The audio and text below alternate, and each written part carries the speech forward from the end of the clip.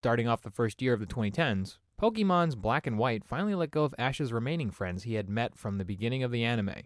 However, the basic group outline would stay consistent. Venturing into the Unova region, he would be joined by Iris and Silent, having somewhat similar roles to fill as previous characters. Along with that came a new film entry, but released in a weird way. For some reason, 2 productions were made having the same storyline except for some slightly different scene changes.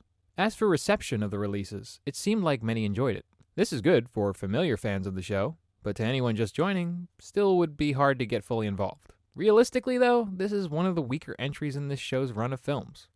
The story feels overly complex, dealing with ancient ancestry and how a kingdom was removed from its rightful place.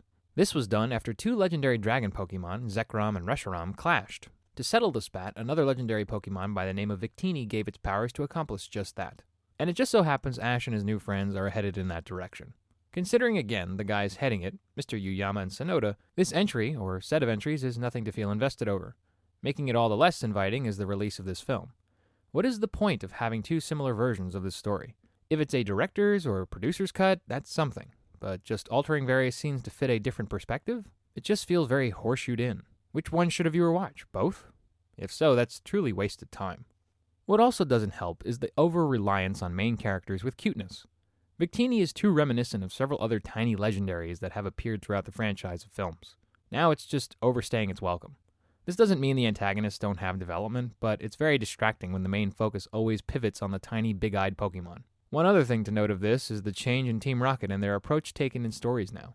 Yes, for this they are still relegated to sideline characters, but they are far more competent than what they used to be. Instead of making jokes, puns, rhymes, or even blasting off, they actually manage to hold their own. What got into them lately? The acting is good, even though some consider the Black and White series' main characters not as great as others. Eileen Stevens, who voices Iris, plays her character well. Having voiced Zoroa in the last film, her expansion into a full-blown recurring character works. Jason Griffith voices Silent, and his performance doesn't miss a beat either. While he hasn't spent too much time with the franchise, he did voice some minor characters in Pokemon films before, as well as shows like One Piece and Sonic X. Then there's also J. Michael Tatum playing Damon, Lee Clark as Carlita, and Lisa Ortiz as Luisa, who are natives and descendants of the Old Kingdom, all of whom have experience working on other animes. The animation is also credible. Being how far the films have come since they began, the CGI components are not as jarring anymore when next to their digital animated counterparts. Cinematography is still a questionable thing to have in an animated film unless explained. The only shocker here is that it's not who it normally is. This time it's Shinsuke Ikeda, which is their first time working on a Pokemon film. As for score, the music is again composed by Shinji Miyazaki, which again provides a very underwhelming experience. For some reason, the music here is just not that interesting to listen to. Maybe the guy just needs a break? That's probably understandable after working on it for so long. At least he likely didn't have to score music for both versions of the film. The animation and acting are really the only highlights because they are competently done. That's not to say music or the basic story structure isn't, but it just feels stock.